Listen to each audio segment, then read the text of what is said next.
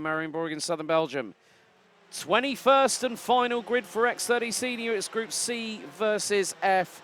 Let's take you through the starting grid. Lars Romer and Clément Outron on the front row. And it's a brotherly sister, it's a brother and sister second row. Kevin and Roxanne Lantinga, row 2.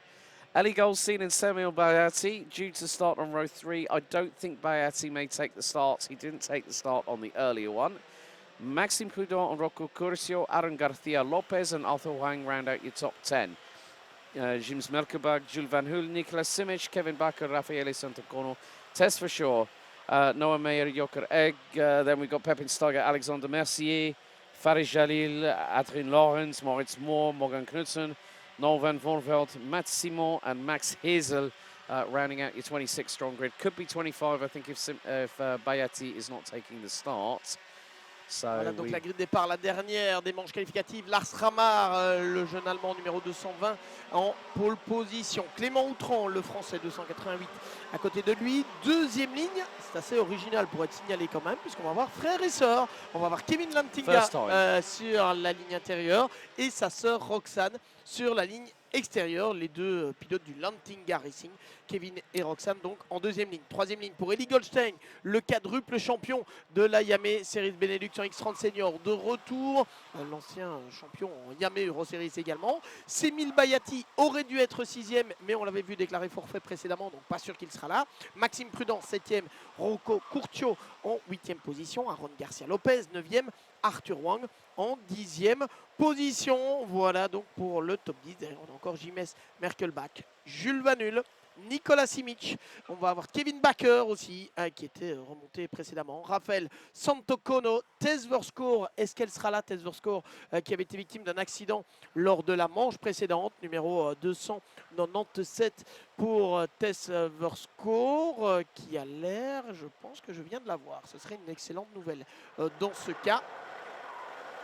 Et dans quelques instants, donc la toute dernière manche qualificative. Il y en aura eu 27 au total. Et c'est donc la 27e manche qualificative que nous allons vous commenter, bien sûr, en compagnie d'Alex Goldschmidt, et The Voice of Yamé Series Benelux. Et aussi en français avec Thomas Bastin, mesdames et messieurs. But for the 21st and final time, we go into the tram lines, revs up, lights on. We're underway and racing at a good start from Lars Romer. As Clément Outron trying to go round the outside. Kevin Lantinga trying to keep it on the inside. And now round the outside at turn number 2. Who on earth was that? That was a brilliant move. That was Lars Romer, I think, got shoehorned out. And a big incident going into turn 3. And that's the 292. Clément Massot, no? Oh, Clément Massot. He has had no luck this weekend at all. Et Clément Massot appliqué dans un contact. Lars Ramar qui est en tête. On a ensuite Kevin Lantinga, Ellie Goldstein qui est déjà venu à la troisième position. Clément Outran. Et puis c'est Maxime Prudent qui est 5e pour le moment. On voit que l'excellent départ de Lars Ramar qui a pu garder l'avantage de sa pole. C'est plus facile, hein, on l'a souvent dit, quand on peut partir depuis la ligne intérieure. Definitely can't look too wide into turn 14. And I've seen that go horribly wrong earlier on this year, believe you me. I'm not going to mention the drivers that were involved in an incident, but that just goes to show how quickly someone can get the run of speed up the hill through turns 13 and 14. And oh, no. That's a KCR kart. Try 297. Encore, je crois. Je crois que c'est Tess Verskoor qui avait été victime d'un accident. Oh, une sortie là! Une sortie! Right, who was that? Du côté du chemin de fer, avec, je crois, Roxanne Lantinga. Je crois que c'était Roxanne Lantinga. On va essayer de le vérifier. Hang on a second, I'm just going to keep an eye out. Oh, no, it wasn't. I think it was Aaron Garcia Lopez from CV Performance, the Spaniard. Ah, on va le vérifier. On va vérifier d'ici quelques instants. Oui, c'est bien vu. Effectivement, c'était Aaron Garcia Lopez, notre ami Alex, qui a fait un petit retour en arrière sur le live stream. Oh no, he was right. I think he was behind. I think it was. I'm trying to pick out the livery at the moment. I think it was. Oh, it was Clément Outron. He was behind, and he touched the rear bumper. And I'm not sure. because it just literally unsettled the cart. Clément Outran qui vient de plonger là à l'intérieur sur Roxane Lantinga dans la bagarre. Alors on a Lars Ramar, Kevin Lantinga en deuxième position, Clément Outran qui est revenu, non, Eli Goldstein pardon, qui est troisième, et puis Clément Outran qui est revenu quatrième devant Roxane Lantinga. Des écarts inhabituels du côté des trois hommes de tête, on verra si on peut les combler. Il reste 7 minutes plus un tour dans cette dernière manche qualificative, dernière opportunité de rejoindre la finale. Et regardez comment Eli Goldstein est en train de combler l'écart sur Kevin Lantinga. Right. Il revient Eli Goldstein. This is really weird. Kind of reminds, for those sim racing fans out there, there's a term called netcode, which means that a car might be close to a car on iRacing and then it instantly goes off to the side of the circuit. Well, Aaron Garcia Lopez was trying to go to the inside of Clément Outran, hit the curb. I didn't see any contact, but then the car instantly went exit stage left, straight, like snapped.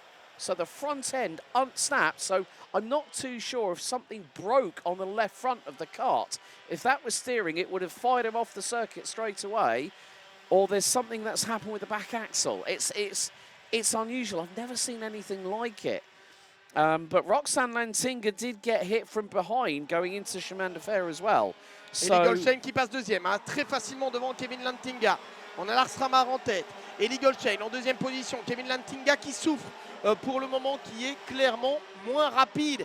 Kevin Lantinga que les hommes de tête. Je pense qu'il a un souci, Kevin Lantinga, parce qu'il perd presque une seconde au tour par rapport aux hommes de tête. Est-ce qu'il n'y aurait pas un début de crevaison peut-être pour Kevin Lantinga, dont le comportement, je trouve, du châssis est assez erratique. Et puis on a Clément Outran qui est en quatrième position et Roxane Lantinga à la cinquième position.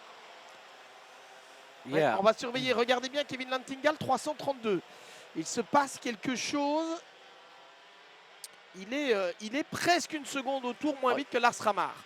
You know what, we were saying we were on exactly the same wavelength. I just looked at his lap time.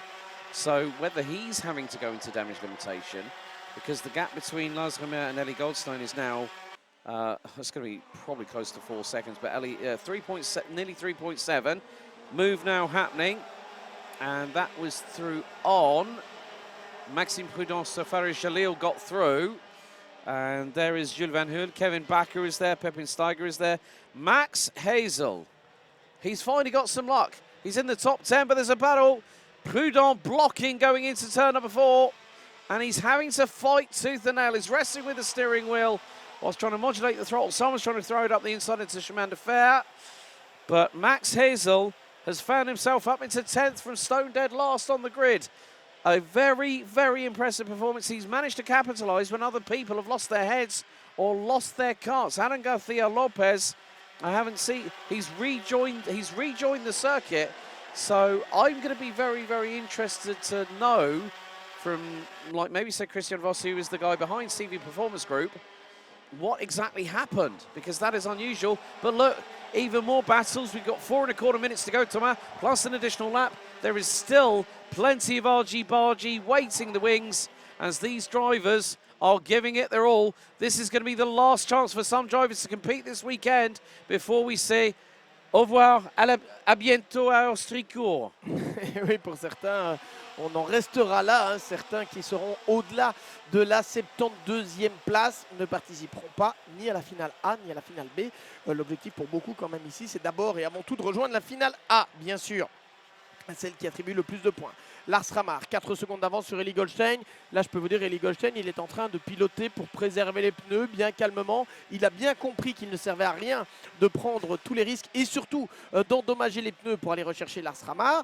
Derrière, on a Kevin Lantinga avec Clément Outran qui est revenu derrière lui. Kevin Lantinga qui a retrouvé un rythme un peu plus normal que celui qu'on avait vu précédemment, même si ça ne va pas très vite. Et regardez, Clément Outran va passer à l'intérieur. Kevin Lantinga qui n'a pas cherché à résister d'ailleurs. Clément Outran qui revient troisième. Et vous avez vu le signe de Kevin Lantinga qui lui a dit « Ne t'inquiète pas, je ne vais pas contre-attaquer. Va devant, il faut qu'on essaye de ne pas perdre de temps. » On a ensuite Fares Jalil qui est en 5e position. Non, c'était Kevin Bakker, je crois, qui est passé devant Fares Jalil. Kevin Bakker, 5e maintenant. Et Fares Jalil, 6e, si j'ai bien vu, sur l'arrière de l'écran. I think Maxime Prudence passed Pepin Steiger as well, so that will be a change for 7th. but top 10 covered by 10.6 seconds. And there is Clément Outron and Kevin Lantinga coming out of turn number 12. Great shot here from our mobile camera. So Victor's being on double duty this weekend. Mobile camera, and he's been doing the awesome drone shots that we've been seeing all the way through the weekend so far. So Maxime Prudent up to 7th place. The Dream Racing driver passed Pepin Steiger, who's moved up from 18th on the grid, now currently runs P8. Faris Jalil, one of the biggest movers, but Max Hazel has just got past countryman Moritz Moore for 9th place. That's 17 positions gained, the most places gained, I think, in any one race by any driver. But we've got capacity grids for the A finals for junior and senior respectively. Junior A final coming up at 4:30, B final at 4:55, then seniors at 5:20, and then senior A and then senior B final at 17:45. Each of those finals will be on a duration of 14 minutes plus an additional lap. 1 minute 38 plus a lap to go, and we still have dramas and battles in the making. Ouais, toujours un peu de suspense. Alors on va avoir plusieurs pilotes qui vont être convoqués tout près des commissaires sportifs. On va laisser Alex faire le message en anglais.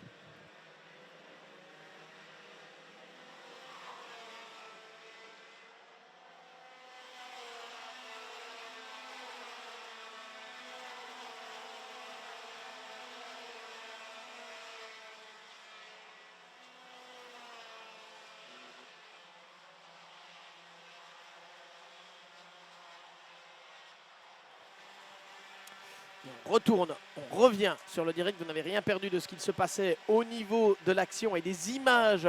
En tout cas, juste le temps de faire cette petite communication de service, en tout cas pour les pilotes, et vous dire qu'il n'y a pas beaucoup de changements en ce qui concerne les hommes de tête. Lars Ramar avec presque 5 secondes d'avance sur Eli Goldstein, 4 secondes 9 donc. Clément Outran à 6 secondes 2, Kevin Lantinga 6 secondes 7, Fares Jalil est à 5 secondes, pardon, est 5e à 10 secondes, Kevin Backer 6e, Maxime Prudent est en 7e position, ensuite Peyton Steiger, Max Hazel et Moritz Moore, avec certains pilotes qui ont gagné pas mal de places.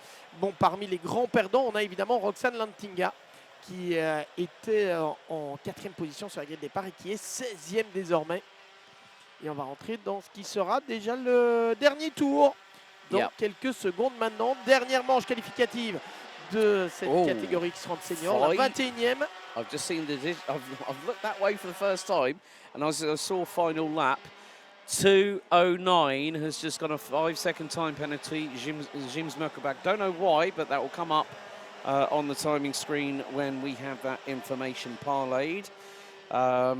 So once that has been added to the system, but yeah, Lars Hammer, I mean, to be honest with you, I've been waiting for the rest of the senior X30 results to come through, but Lars Hammer is going to be the final race winner on the qualifying heat stages, which means that, well, Ellie Goldstein, that is another second place finish. So I think he has been on the podium each time, I think. Yeah, not on the podium, but in the top three. He's been on the top 3 every single time. But Lars Hammer, the Sim on Haupt Racing team driver, takes the victory. Ellie Goldstein, I think that has booked him provisional pole in the. Oh, and there's a bit. Oh, that's definitely not cricket coming out of turn number 12. I cannot believe that. 2 drivers having a big old bargy. It was elbows out and knives sharpened. So Lars Hammer takes the victory in the 21st and final qualifying heat for X30 Senior for round 1 of the 2025 season by 5.5 seconds. Ellie Goldstein, Clément Outran, Kevin Lantinga, Fares Jalil, Kevin Backer, Maxime Prudent, Pepin Steiger, Nicolas Simic, Rocco Curcio ran at your top 10. Rounding out the rest of the grid, Jules Van Hoel, Roxane Lantinga ends up 12th ahead of Morgan Knudsen. Aaron Garcia Lopez, after a nasty scare going into Chemin de Fer behind Clément Outran, ends up finishing in 14th. Adrien Lawrence from Germany, and the number 296 rounds out the top 15. Northern Vornfeld, Alexandre Mercier, James Merkelbach, Massimo Moritzmo, Noah Meyer, Joker Egg, and Max Hazel, who had made all that work up the order. Unfortunately, was one of the drivers that was one of the drivers that ended up on the Kitty litter coming out of turn 12. So Arthur Huang and Tess Fisher out on the opening lap, with Semil Bayati from Valier Motorsport and RSD Karting's Raffaele Santacono a non-starter.